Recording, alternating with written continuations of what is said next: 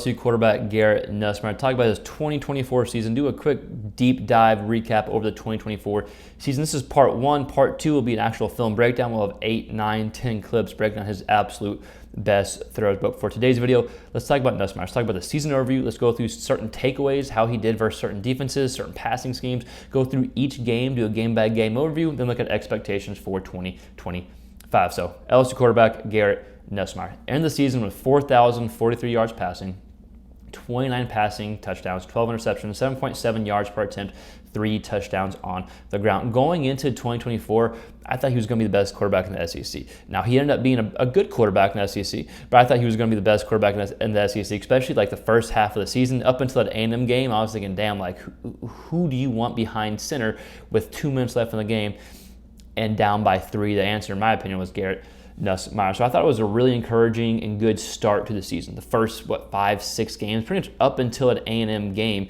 was a good, encouraging start to the season, followed by a few rocky games, right? Especially the second half of the A&M game, you lead to 3 straight losses: A&M, Bama, and Florida. And then I thought you had a strong finish to the season, especially the last 3 games: Vandy, OU, and Baylor. 7 passing touchdowns, 1 interception. His completion percentage went up above 70, and those 3 losses, they're all like 50-something, really forcing the ball. So he's more accurate. So I think heading into 2025, he's still going to be one of the top quarterbacks in the SEC. So let's go through some like deeper takeaways, some deeper thoughts based off how he did against certain defenses, based off certain passing schemes, based off his ability to spread the ball downfield, based off his athleticism, his ability as a runner, and then does he hold on to the ball too long? These are kind of the categories that when we're doing these SEC QB deep dives that we just started with, and thus being our second quarterback so far, that we kind of put these different categories. So let's talk about the defenses that he faced. Let's go through whenever they would blitz him, so bringing 5 or more, or when they would drop 7 or 8 defenders. Let's see how he did. So against the blitz, and he was blitzed right at 38% of his dropbacks. He had 12 touchdowns, only 2 interceptions, a little over 1,300 yards on the ground, and a 62.4, or not on the ground, through the air, and a little over 62.4 completion percentage. Whenever the defenses would drop 7 or 8, which was the majority of the time, that's common, about 62-ish% of the time, 17 touchdowns, 210 interceptions, completion percentage right around the same, right at 65, so up just a little bit here. So he was noticeably better against the blitz as it relates to taking care of the football, which isn't always the case. Some quarterbacks are better against the blitz. Some quarterbacks prefer no pressure and being able to read the defenses. So whenever teams started figuring this out later on in the season, whenever teams realized that he was probably performing better against the blitz, they tend to drop more 7 or 8 guys into coverage, usually 7 guys into coverage and just bring 4, and he tend to force it at times. Again, defenses probably caught on to this at the end of the season.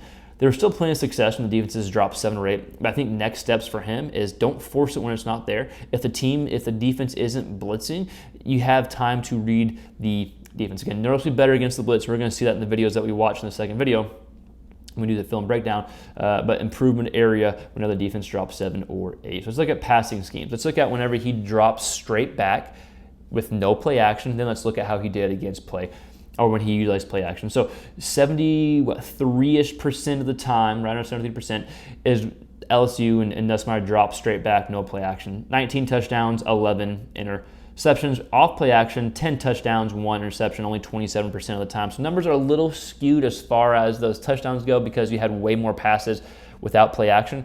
But as far as TD to interception ratio, was much more comfortable off of play action. So I would like to see some more play action. I get it. You need to get the run game going. Obviously, that's a thing that LSU fans, we talked about throughout the season if you watched some of our channel or videos before.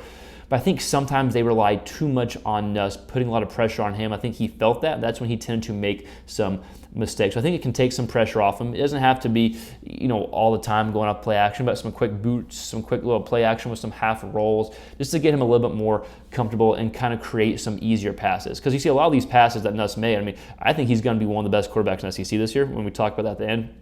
And it's based off a lot of these throws, he's throwing his receivers open, fitting the ball into tight space, into tight windows, which is really impressive. A lot of times that can lead to some picks. So making some easier throws, I think, is the next key for Nuss. Again, passing schemes, play action, not play action, did well on both, but I would like to see play action utilized a bit more. So let's talk about the deep ball with Nuss, his ability to spread the field. And this is something that Nuss likes to take shots. He's a gunslinger. I was a failed college quarterback. My only touchdown in college was to the other team. That tells you how good I was. I threw a pick 6, got depleted.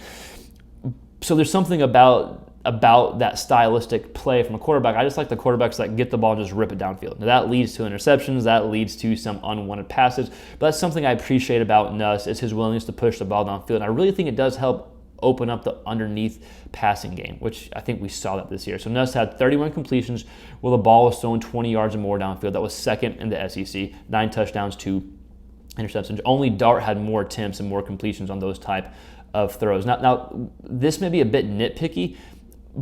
I want to continue pushing the ball downfield. I think that's huge. I would like to see a bit more accuracy on balls thrown downfield. Like there'd be games where he'd be 4 of 10 where the ball's thrown 20 yards or more downfield. And that's actually not horrible, but you're taking so many shots, right? So I like a bit more accuracy. Out of all the quarterbacks in the SEC that had at least 20 completions where the ball was thrown 20 yards or more downfield, Nuss was last in completion percentage. Again, this is a bit nitpicky. It wasn't like he was awful in this by any means.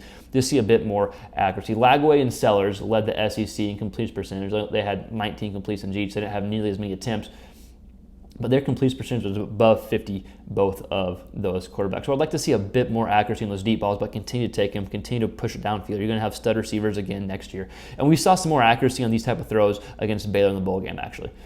So let's talk about his ability as a runner, his legs, and kind of what he brings to the table there. So not much as a runner, right? -something yards on the ground. I actually didn't even look up how many yards he had without sacks.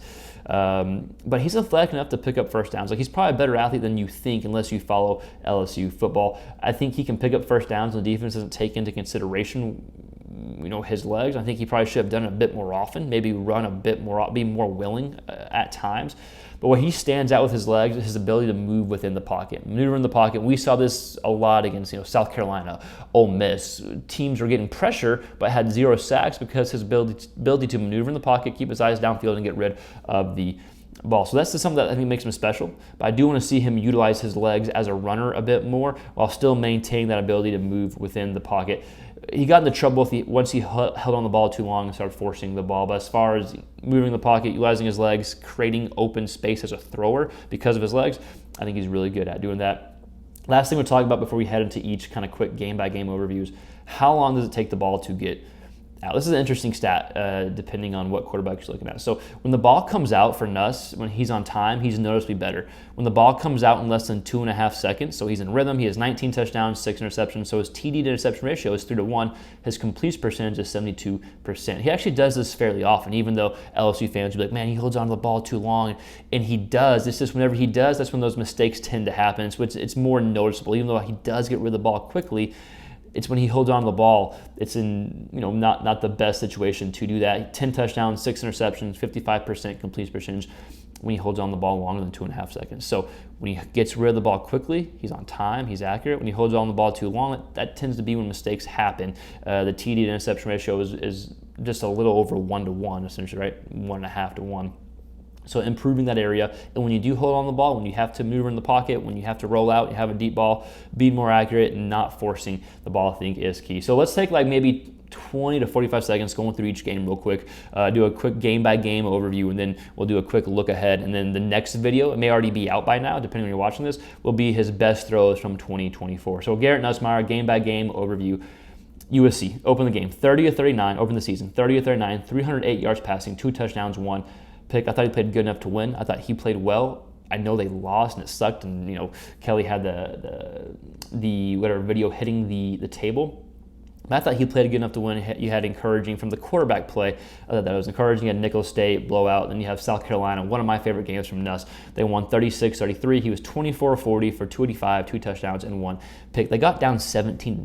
I think this is when you saw Nussmeier, like the true competitor that he is. I think he kind of willed the LSU Tigers back to in that game and winning the game 36-33. Made some really nice throws, which we're going to see in a little bit, or in the next video, against South Carolina. Some of his best throws were against South Carolina. Then you have UCLA at home. You won 34-17. Kind of a slower start, and you picked up in the second half, 32 of 44, 352 yards passing, 3 touchdowns, hitting some nice deep shots in that game. Again, slower start, but picked up. Then you played South Alabama, blew them out. Then you have Ole Miss at home, one of the best games of the whole season if you're an LSU fan. Maybe the best game if you are an LSU fan of the season. You win 29-26 in overtime. Nuss didn't play great, and he admitted this. He was 22 of 51. For 337 yards, 3 touchdowns, 2 interceptions. His completion percentage was 43%, but you saw his ability to push the ball downfield, to fit the ball into tight spaces, and make some really, really clutch throws when it mattered. the throws to get you to overtime, to tie it, and the throws in overtime. So one of your favorite games by Nuss, if not your favorite, even though he didn't play great, the throws he made in the situations, pretty damn impressive. Then against Arkansas, I thought this was a good win, 34-10 on the road, 23-34, 233, no touchdowns, but no picks. And I thought he took what the defense gave him. Arkansas was dropping 7 or 8 a lot. I know I talked about how you wanted to improve against the defense, dropping 7 or 8, but I thought he did really well against Arkansas, just taking what the defense gave him, let your team win and show out, and that's exactly what happened on the road, right? On the road. I think this was after Arkansas beat Tennessee as well. So a lot of momentum for Arkansas. Then A&M happens. The first half against A&M, he's lights out. I'm thinking, damn, this is the best quarterback in the SEC. Then you finish those 3 picks in the third quarter and spiral downhill, 38-20. Then after that, you had some down games, right? Against Bama, 42-13, game one, forget about it. Against Florida, 27-16, could never find offensive rhythm at all, right? These were just 3 rough games, and this is when like all the talk about Brian Kelly and everything started happening for LSU fans. And you have a good game against Vanderbilt. You should have won. It's at home, but still, 28-37, 332, 1 touchdown, 0 picks. And then you finish strong against Oklahoma, getting knocked out, getting injured, and then coming back in and finishing at home, winning 37-17, 22 attempts, 31 completions, 3 touchdowns, again, 0 interceptions. Then against Baylor, finishing strong, jump out. They had no answer covering your receivers. You throw that pick, it was a bad pick, but then you responded and bounced back. So the other games that he threw picks, wasn't able to respond and bounce back in the games they lost. But against Baylor, they were able to. He finished 24-34 for 304 yards, 3 touchdowns, and 1 interception. So that was a quick game-by-game overview. Good start, rocky few games, and good finish. So if in 2025, the look ahead, I think if you're an LSU fan, and I do root for LSU, family from Louisiana, family went to LSU, so we like to talk about LSU and Nussmeier, I think you have to be excited. I think year 2 for the past 2 LSU quarterbacks, if that tells you anything, it worked out pretty well for those guys. So hopefully it's the same for Garrett Nussmeier. He does have to cut down interceptions. He had 4 games with double-digit picks. You're going to have to cut that down. And how do you cut that down? Well, I think it's taking off a bit more with your legs as opposed to forcing it. That's not a huge rocket science answer, but I think it can definitely help forcing the ball. So LSU fans, I do want to hear from y'all. What are your expectations? What were your thoughts on the 2024 season? Please let us know in the comments below. We have a video coming out breaking down his best throws, probably this week or maybe even today, depending when we are putting this video out.